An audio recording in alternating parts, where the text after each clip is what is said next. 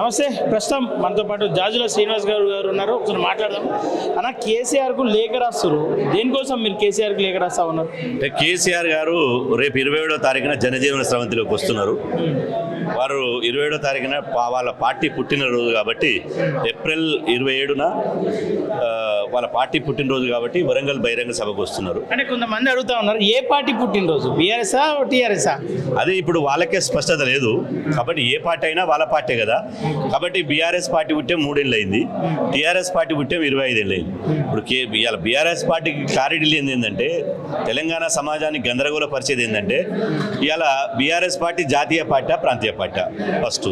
ఒకవేళ BRS party జాతీయ party అయితే కేసీఆర్ గారు జాతీయ అధ్యక్షుడా తెలంగాణ రాష్ట్ర అధ్యక్షుడా, అది స్పష్టం చేయాల్సినటువంటి అవసరం ఉన్నది. రెండోది, టీఆర్ఎస్ పార్టీ 2001లో ఏప్రిల్ 27వ తేదీన పెట్టినప్పుడే కేసీఆర్ గారి స్పీచ్ చూడండి, ఒకసారి ట్రాక్ రికార్డు చూడండి. తెలంగాణ రాష్ట్రం ఇది వీకర్ సెక్షన్ రాష్ట్రం, తమిళనాడు రాష్ట్రం తర్వాత అత్యధిక జనాభా ఉన్నటువంటి ఏకైక రాష్ట్రం తెలంగాణ రాష్ట్రం. కాబట్టి మా పార్టీ రాజ్యాంగంలోనే సామాజిక న్యాయం పాటించాలని చెప్పి మా పార్టీ రాజ్యాంగంలోనే రాసుకున్నామని చెప్పి వారు చెప్పడం జరిగింది. మరి మీ పార్టీ రాజ్యాంగంలో రాసుకున్న సామాజిక న్యాయం 25 ఏళ్ళు ఎందుకు అమలు చేయలేదు? ఇలా 1% లేనటువంటి కేసీఆర్ గారు పార్టీ అధ్యక్ష పదవి సంస్థాగత ఎన్నికలు జరిగితే 12 సార్లు అధ్యక్షుడు ఎట్లా ఎన్నికవుతాడు? ఒక బీసీకో, ఒక ఎస్సీకో, ఒక ఎస్టీకో, మైనార్టీకి ఎందుకు పార్టీ అధ్యక్ష పదవి ఇవ్వలేదు? పార్టీ పగ్గాలు ఎందుకు ఇవ్వలేదు? ఓకే అన్న, ఇక్కడ బీసీగా మీరు అడుగుతా ఉన్నారు, కానీ అదే పార్టీలో ఉన్నటువంటి బీసీలు ఎవరు నోరు మీద పెట్టలేదు. రాజారాం యాదవ్ బీసీల పోరాటాలు అని చెప్పి ఈ మధ్యకాలంలో బయట కూడా వస్తూ ఉన్నాడు, వాళ్ళు కూడా అడుగుతలేరు. బయట ఉన్న బీసీ సంఘాలుగా మీరు ఎందుకు అడుగుతా ఉన్నారు? ఇప్పుడు పార్టీలో ఉన్న వాళ్ళకు పార్టీ క్రమశిక్షణ ఉంటుంది, పార్టీలో ఉన్న వాళ్ళు ఓపెన్గా అడగలేరు. ఇవాళ మేము ఒక బీసీ సమాజానికి ప్రతినిధులుగా ఆ పార్టీని అడగాల్సినటువంటి బాధ్యత మాకుంది. లక్షల మంది ఫోన్ చేస్తున్నారు మాకు, అన్న ఒక బీఆర్ఎస్ పార్టీలో సామాజిక న్యాయం లేదు, మీరు ఎందుకు అడుగుతలేరు? బీఆర్ఎస్ పార్టీ బీజేపీ బీసీని ముఖ్యమంత్రిని చేస్తున్నది. బీజేపీ రేపో మాపో ఇప్పటికే 2 సార్లు అధ్యక్షుని చేసింది, బీసీని అధ్యక్ష చేసింది. రేపో మాపో మళ్ళీ బీజేపీ బీసీ అధ్యక్షుని చేయబోతుంది. అదేవిధంగా కాంగ్రెస్ పార్టీ కూడా పీసీసీ అధ్యక్షునిగా బీసీకి ఇచ్చింది. మొన్న జరిగిన ఎమ్మెల్సీ ఎన్నికల్లో కూడా అన్ని ఎమ్మెల్సీ స్థానాలు బీసీలకు ఇచ్చారు. ఇట్లాంటి బీసీ వాదంలో కేసీఆర్ గారు ఎందుకు కులగణలో పాల్గొనలేదు? ఎందుకు బీసీ బిల్లు అసెంబ్లీలో పెడితే పాల్గొనలేదు? ఎందుకు ఇవాళ బహిరంగ సభ పెట్టి ఎడ్ల బండ్లనేమో మనల్ని రమ్మంటున్నాడు, హెలికాప్టర్లనేమో ఆయన ఏసీ హెలికాప్టర్లో ఆయన వస్తున్నాడు. అయినా కూడా బీఆర్ఎస్ పార్టీలో ఎందుకు సామాజిక న్యాయం, ఒక బీసీకి పార్టీ అధ్యక్ష పదవి ఇస్తాను కానీ, కనీసం కేటీఆర్ చేసేటువంటి వర్కింగ్ ప్రెసిడెంట్ ఇస్తాను కానీ, ఎందుకు బీసీల గురించి ప్రకటిస్తలేరు? ఆ పార్టీలో బీసీ నాయకులుగా ఎవరు క్యాపబిలిటీ ఉన్న వ్యక్తి ఎవరు ఉన్నారంటే ఏం చెప్తారు? ఇప్పుడు ఇలా పదవి ఇస్తే క్యాపబుల్ అనేది 100 మంది ఉన్నారు, 60 తోటి ఉన్నారు. మా మధుసూదన్ చారి లేడా? మా బండ ప్రకాష్ గారు లేరా? వద్దిరాజు రవిచంద్ర గారు లేరా? శ్రీనివాస్ గౌడ్ గారు లేరా? వినయ్ భాస్కర్ గారు లేరా? ఎంతమంది లేరు? బీఆర్ఎస్ పార్టీలో బీసీల నాయకత్వం కరువైందా? ఎంతో మంది ఉన్నారు, సమర్థులైనటువంటి నాయకులు ఉన్నారు. కానీ ఇవాళ వాళ్ళు మీరు చూశారు, మన కాలేజ్ టీవీ ద్వారానే మనం అనేక సార్లు ఇంటర్వ్యూలు చేసుకున్నాం. ఇవాళ బీఆర్ఎస్లో బీసీ టీం అంతా ఫామ్ అయి రిజర్వేషన్ మీద తమిళనాడు అధ్యయనం చేసింది. ఇవాళ తెలంగాణ భవన్లో కూడా కేటీఆర్ గారితో మీటింగ్ పెట్టారు. మేము బీసీలమంతా ఇవాళ బీసీ వాదం వస్తున్నది, మన తెలంగాణ రాష్ట్ర సమితిలో కూడా చర్చ జరగాలంటే కవిత గారు జైలుకి వెళ్ళి వచ్చిన తర్వాత ఆ బీసీ టీంనంతా దొక్కేసి, ఆ బీసీ టీంనంతా విచ్చలవిడి చేసేసి ఈమె బీసీ వాదం ఎత్తుకున్నది. ఇలా బీసీ వాదం ఎత్తుకొని పార్టీలో వస్తున్నటువంటి బీసీ వాదాన్ని సైడ్ ట్రాక్ చేసి ఇలా బీసీ వాదాన్ని బలహీనపరిచేటువంటి కుట్రలు చేసింది. కాబట్టి ఈరోజు మేము అంటున్నాం, ఇవాళ పార్టీలో సమర్థులైనటువంటి నాయకులు ఉన్నప్పటికీ ఎందుకు బీసీలకు అవకాశం ఇవ్వడం లేదు? ఇలా 2001 నుంచి 2025 వరకు ఒకే వ్యక్తి, ఒకే సామాజిక వర్గానికి సంబంధించిన వారు అధ్యక్షులు ఎట్టుంటారు. 2 సార్లు ముఖ్యమంత్రి అవుతాడు. రేపు పొరపాటునో గ్రహపాటునో మళ్ళీ బీఆర్ఎస్ పార్టీ అధికారంలోకి వస్తే మళ్ళీ కేసీఆర్ ముఖ్యమంత్రి అంటుండు, బీసీ ముఖ్యమంత్రి అనలేదు. నమ్మకం ఉందా బీసీలకు అధ్యక్ష పదవి కావచ్చు, ముఖ్యమంత్రి సీట్ ఇచ్చే అవకాశం ఉందంట? ఇప్పుడు మేము అడిగేటువంటి హక్కు మాకున్నది. ఎందుకంటే మా బీసీలతో జెండాలు మోయించుకుంటున్నారు, జిందాబాద్ కొట్టించుకుంటున్నారు, అంటున్నారు. ఇలా బీఆర్ఎస్ పార్టీ నిలబడ్డదంటే బీసీల త్యాగాల పునాదుల మీద నిలబడ్డది.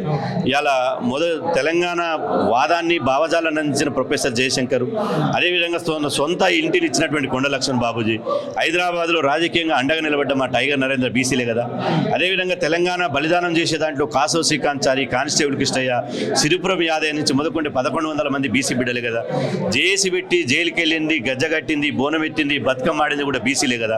ఇవాళ ఇట్లాంటి త్యాగాలు చేస్తే తెలంగాణ రాష్ట్రం వచ్చింది కదా. మరి త్యాగాలు చేసిన బీసీ బిడ్డలు ఎక్కడ? ఇవాళ 25 సంవత్సరాలుగా త్యాగాలు చేసిన వాళ్ళు ఎక్కడ పోయారు?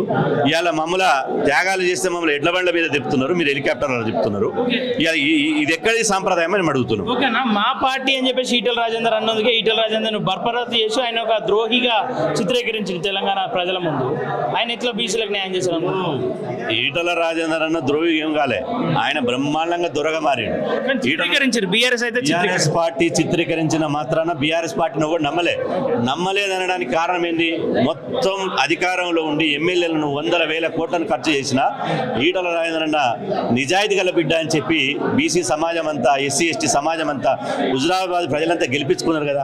అప్పుడు గెలిపించుకున్నాక ఒక కడిగిన ముత్యంలాగా వచ్చింది కదా. ఇలా ఈటల రాజేందర్ స్థానం ఎక్కడుంది, మీ స్థానం ఎక్కడుంది?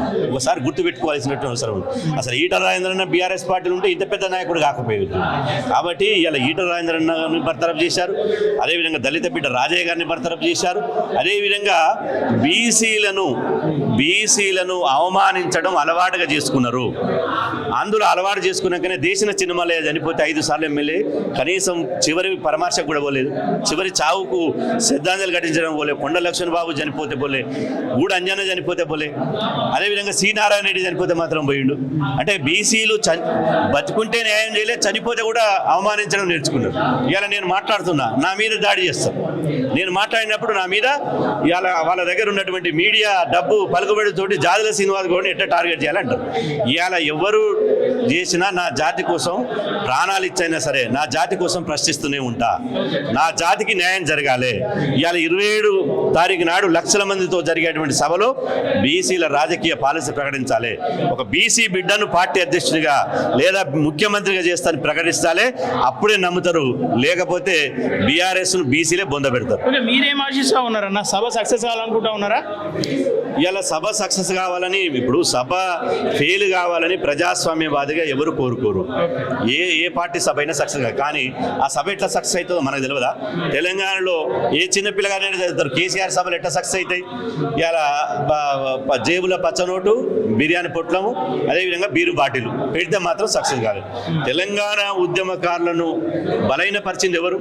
తెలంగాణ పిలిపిస్తే లక్షల మంది వచ్చేటువంటి సమాజాన్ని బస్సులు పెట్టి, బస్సులలో మనం అందరం చూసాం మీడియాలో, ఏటల కోసి బాటిల్ పెట్టి ఆ సంప్రదాయానికి ఎవరు తెరదీశారు? ఇవాళ నువ్వు ఒక మందు చుక్క వంచకపోతే 50,000 మంది కూడా రాదు. అది అందరికీ తెలిసిన విషయం.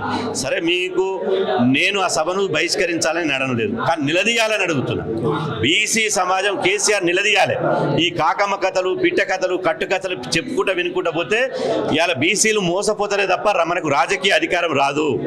రాజకీయ అధికారం రావాలంటే నిలదీయాలి, కొట్లాడాలి, గల్లబట్టి మన వాటా సాధించాలని నేను బీసీ సమాజాన్ని పిలిపిస్తున్నాను. Thank you. విదేశాల్లో ఉన్నత విద్యను చదువుకోవాలని అనుకుంటున్నారా? అయితే వెంటనే ఫ్లైగ్రాడ్ ఓవర్సీస్ ఎడ్యుకేషన్ కన్సల్టెన్సీని సంప్రదించండి. మీ విదేశీ కలలను సాకారం చేసుకోండి. ఫ్లైగ్రాడ్